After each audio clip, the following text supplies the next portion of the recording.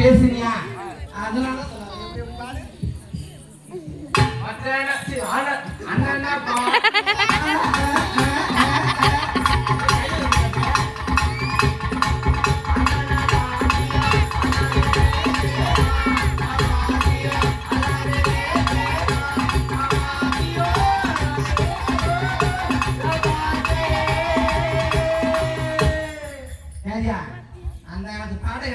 கேட்கலாம்.